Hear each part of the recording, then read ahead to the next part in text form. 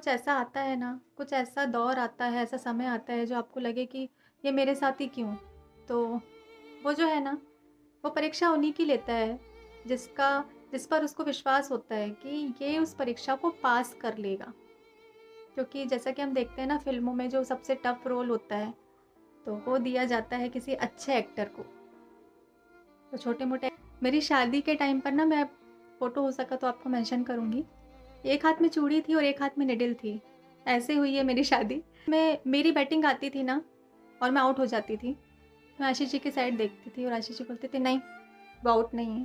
और की बहुत धूमधाम से की, हमारा सौभाग्य कि हमें ये मौका मिला और दोबारा से हमारी शादी।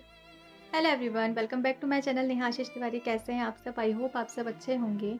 आप सब बहुत कुछ जानना चाहते हैं और सब कुछ तो मैं नहीं बता सकती हूँ क्योंकि इसके लिए मुझे थोड़ा-सा और स्ट्रॉन्ग होना पड़ेगा, तब मैं बता पाऊँगी। पर कुछ-कुछ ऐसा है जो मैं चाहती हूँ कि मैं आप लोगों के साथ शेयर करूँ। वो पल जो मेरी ज़िंदगी के सबसे खूबसूरत पलों में से एक हैं, तो वो सब मैं आपके साथ शेयर करना चाहती हूँ कि वो मेरे पास हैं। अगर मेरे पास नहीं होते तो मुझे लगता कि ये मुझे बोलना पड़ेगा, पर मैं उन सबको आपको दिखा सकती हूँ। तो मैं ज़रूर चाहूँगी कि मैं आपको दिखाऊँ।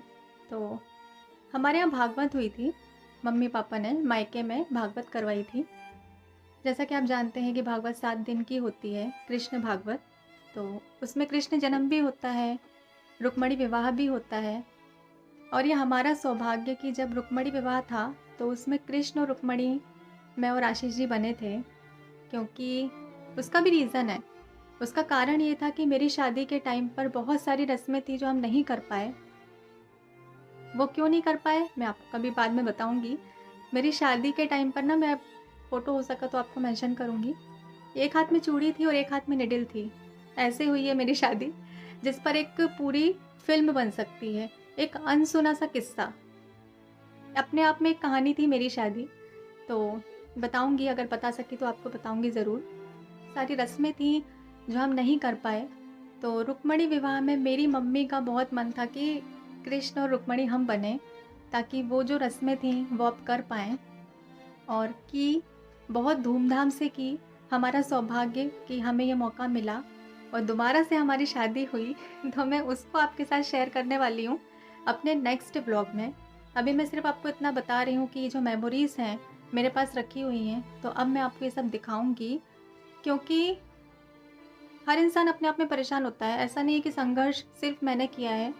जो ये ब्लॉग देख रहे हैं उन्होंने भी संघर्ष किया। हर औरत संघर्ष करती है। हर एक औरत संघर्ष करती है।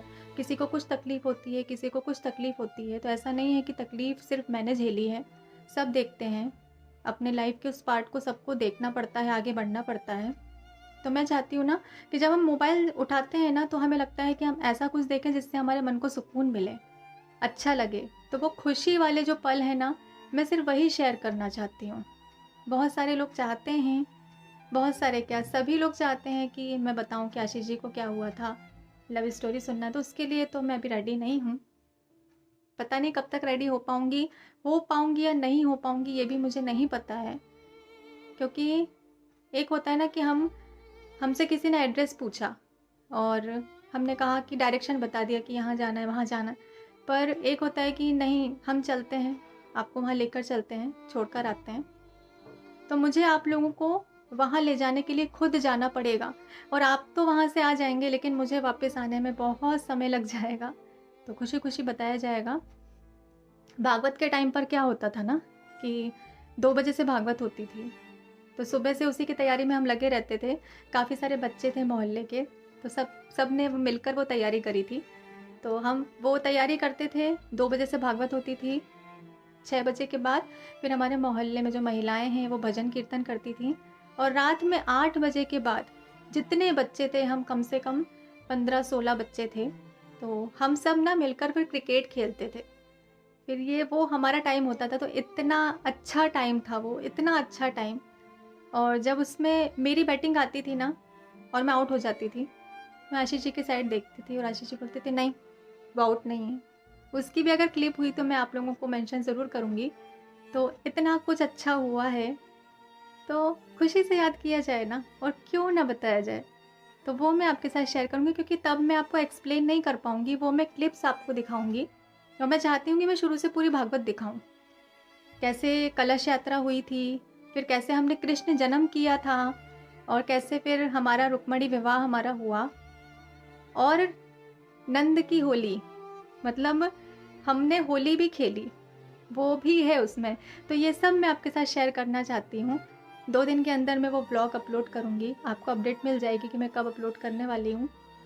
जब आप ब्लॉग देखते हैं ना तो उसी से हमारी हिम्मत बढ़ जाती है कि आप देखना चाहते हैं, तो हम उसे दिखाने की और कोशिश करते हैं कि नहीं, खुशी हुई सामने वाले को, तो हम और दिखाते हैं।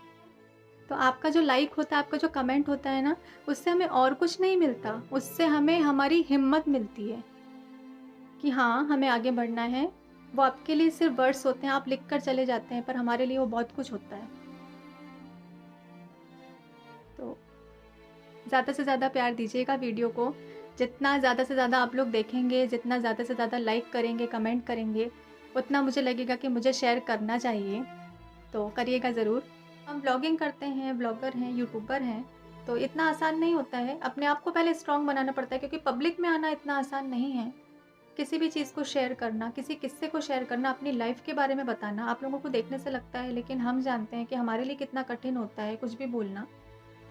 तो मेरी लाइफ में इतने सारे किस्से हैं, जो कभी-कभी मैं सोचती हूँ तो मुझे लगता है कि मेरे साथ ही हुआ ऐसा।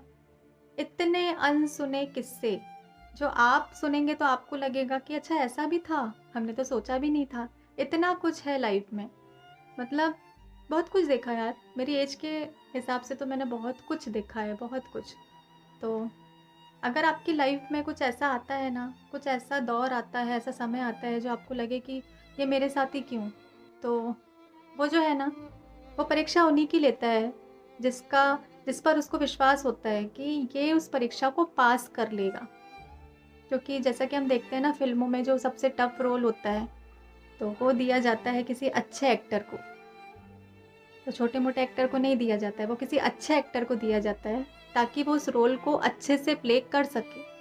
तो अगर हमारे जीवन में ज़्यादा कठिनाइयाँ हैं, अगर हमें ऐसा लग रहा है कि सामने वाले के जीवन में तो कुछ भी नहीं लगता, वो तो कितना सरल सा जीवन जी रहा है, हमारे साथ ही सारी दिक्कतें क्यों हैं? हमारे पास ये क्यों नहीं है? हमारे पास वो क्यों नहीं है? ऐसा हमारे साथ ही क्यों होता है? तो वो करता है, क्योंकि वो आपको स्ट्रॉन्ग बनाना चाहता है और वो आपको इस लायक समझता है कि आप ये सारे समय को पार कर जाएँगे। और वो सामने वाला है ना, जिसे आप देखकर सोच रहे हैं कि उसके पास ऐसा क्यों, मेरे पास ऐसा क्यों नहीं? वो उसको नहीं कर सकता है। तो अगर आप ऐसा सोचते हैं, उसके जैसा बनना है, मत बनिए। आप अपने आप में बहुत अच्छे हैं। वही रहिए जो आप हैं, जो आपको ईश्वर ने बनाया है। मत करिए।